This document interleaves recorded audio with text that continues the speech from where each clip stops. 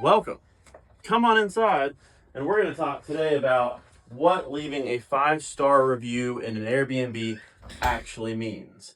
We get a lot of people that stay in our Airbnbs in Fayette County, Georgia, and we've gotten some 4-star reviews in the past for reasons that are just very strange. So I want to kind of walk you through our Airbnb and explain to you what giving a 5-star review actually means to the host and what you should be giving a 5-star review based on. So follow me through the kitchen. This is actually one of our most popular units. It's our least expensive per night. We rent this out for $189 a night here in Fayette County, Georgia. And it's a 3-2 brick ranch right in the middle of town. And it's great for your stay. This is so Airbnb versus hotel. I think a lot of people get confused when they hear 5-star review. They immediately think, was it a 5-star stay or a 5-star location? I think is what a lot of people really think. And that's not what you're leaving a 5-star based on. No, this is not a 5-star resort. At $189 a night, it's not meant to be a 5-star resort. But was your stay a 5-star stay? Did the pictures match what you actually walked into? And that's the biggest thing. We take updated pictures of our Airbnbs, we use professional photographers, and we try to keep it staged how it is in the pictures. So first things first, when you walk into your Airbnb, is it like the pictures? Do you feel like you were misled at all? Is all the accommodations that were listed actually in the Airbnb? If so, check.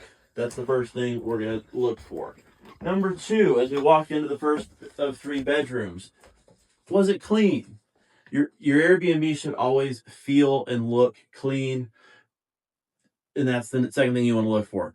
Something that we're doing between every single stay is we're sending not only our cleaner in, who her job is to reset the beds, clean the floors, restock the coffee, the shampoo, the conditioner, but she's also walking through looking for minor things that need to be updated throughout the house. Is there a trim piece missing? Is there a curtain broken?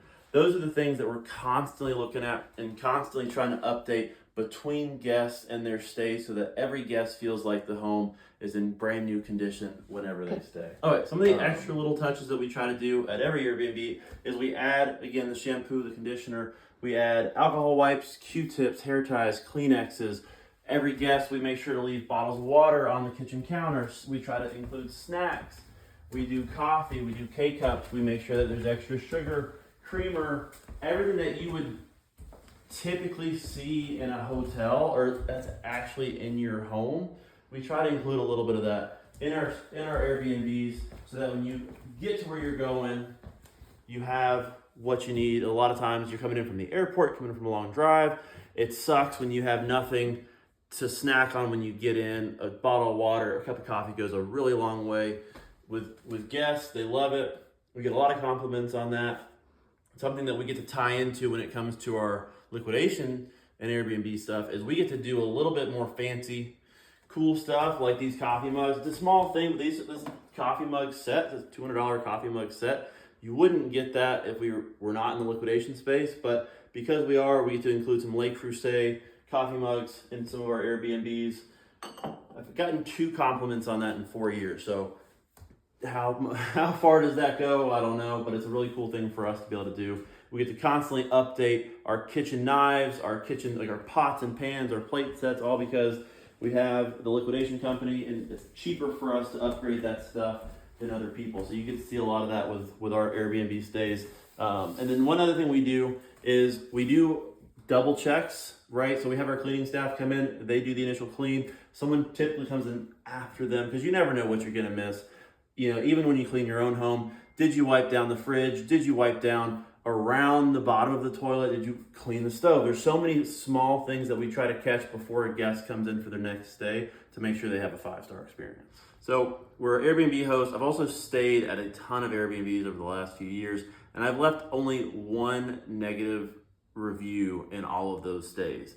I will choose to leave no review before I leave a bad review, except for this one special occasion where we had staying in Costa Rica.